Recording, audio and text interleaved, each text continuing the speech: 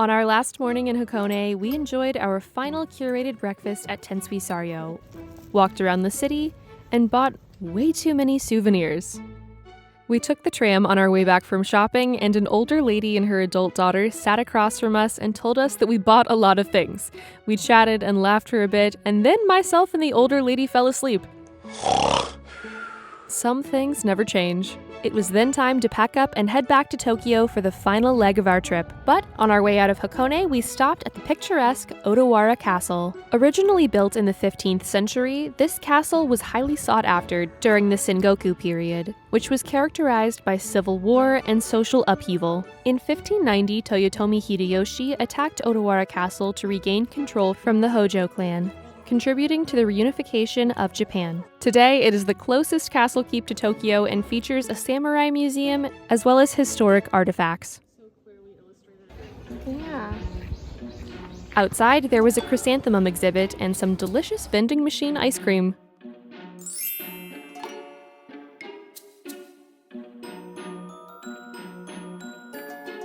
Then we settled in for the hour-long train ride to Ginza, which thankfully we picked up sweets for. Our hotel in Hakone had a bakery inside with the most delicious cream puffs I have ever eaten in my life. After having been out of the city for a few days, coming back was minor sensory overload, but our hotel was in the quieter area of Ginza. We had a beautiful little room on one of the high floors at the Park Hotel, which they had decorated with rose petals and swans made from towels. We had a gorgeous view of Tokyo Bay and the sprawling city in front of us.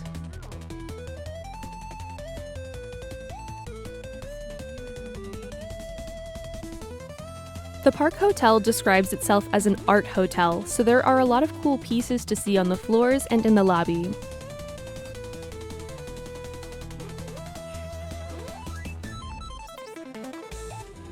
That's me completely. And this one's... But nothing can compare with the stunning view from the window. And I'm not just talking about Jake.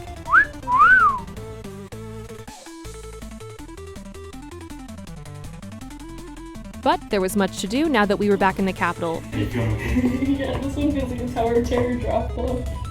So we took our hotel's slightly scary glass elevator down to the street and headed for Akihabara, an area famous for electronic shops and otaku culture.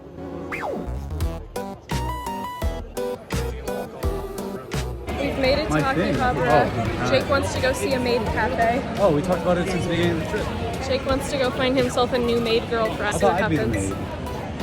Alright, this is too risque for the viewing audience. But there was another item on my bucket list that we had yet to check off. Dance, dance, revolution! I've been obsessed with DDR since I was about 11 when I had the plug-in mat for the Wii, but I have to admit, I am not very good at it.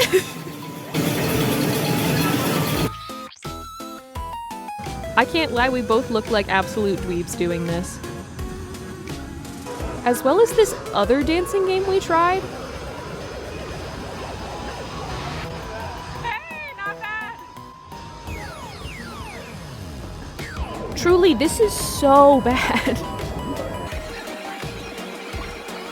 Why did we get more than one angle?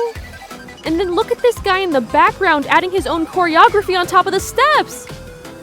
We couldn't compete with him, so yeah, we left for the next floor. Piemo. That's like a combination between me and my mom. We took out our frustrations on this shooting game, and I embarrassed myself further on this horse riding game.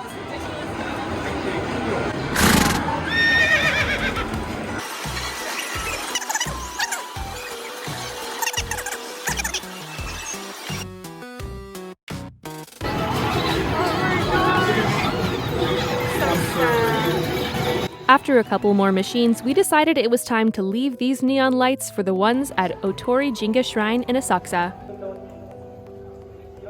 which was hosting a festival full of good luck charms, performances, and fun-looking snacks. It's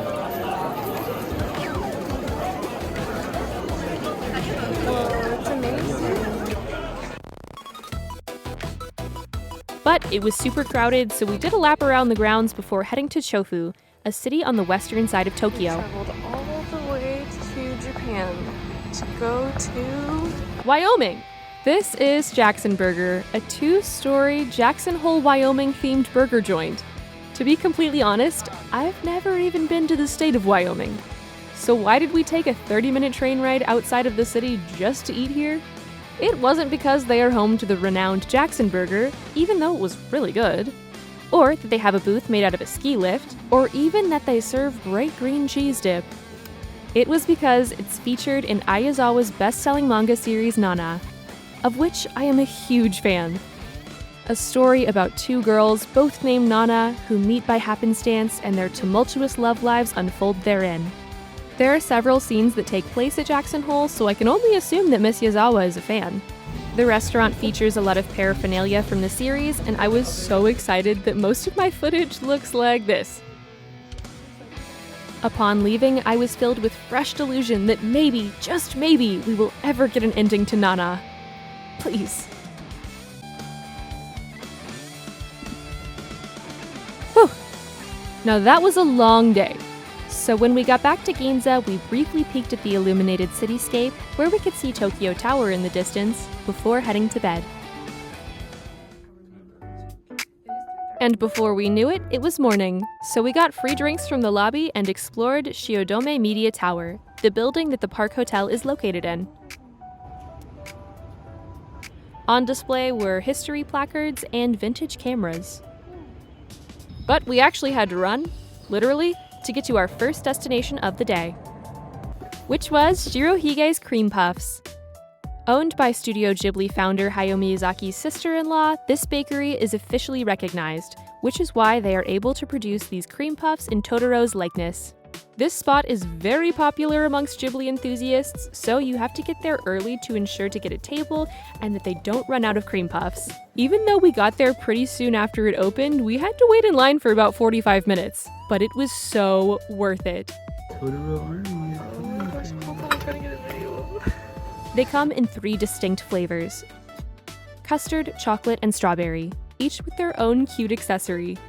And we took a ridiculous amount of photos with these before we ate them, but they were so cute I felt bad to bite them. What was that? We eventually did, and they were heavenly. violence against Totoro.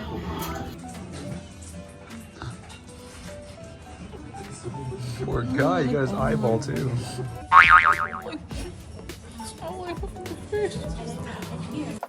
We then descended the green staircase, and Jake nearly really ascended to heaven when he tripped down the last stair leaving the building. Are you okay? Yeah. Oh my god. That was so dramatic. I know. Jake fell down the stairs a little. No, I didn't. If I did, I have a bruise on my head. And look, it's clean. Our next stop was Gotokuji Temple, also known as Maneki Neko Temple, which means lucky cat. Obviously named for the over 15,000 cat figurines here. It's actually said that this temple is the origin of Maneki Neko because of a white cat that lived here and brought luck to those who worshipped at the shrine. And I had the perfect earrings to wear for this excursion. Purr.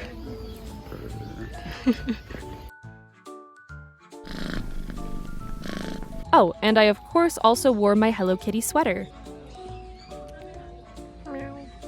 Though I wish we'd seen this sign for this sausage shop and cat costume rental before our visit. But alas, we continued on to Setagaya-Hachiman Shrine, which is said to be where the origin of sumo began. And if you didn't know, Jake is a pretty big sumo fan. Besides the dojo, there are areas dedicated to different deities, like the Itsukushima Shrine, dedicated to Bensenzama, the goddess of wisdom, wealth, and prosperity. We then skipped out on vending machine lunch and headed straight for Tokyo Tower. Standing at 333 meters tall, Tokyo Tower is the tallest self-supported steel tower in the world, beating the Eiffel Tower by 3 meters. It is symbolic of Japan's post-war rebirth. After all of the different viewpoints throughout our trip, we decided to only go partway up. But there are great vignettes and photo opportunities at the bottom too. Let's go through the tunnel. here we are pretending to be Godzilla attacking the tower. All of that goofing around worked up quite the appetite, so we got some delicious udon and tried not to get any on our clothes. Apparently, we were feeling nostalgic for just a few weeks earlier, because we ended up at the Shibuya Scramble and our favorite karaoke spot, Rainbow Karaoke.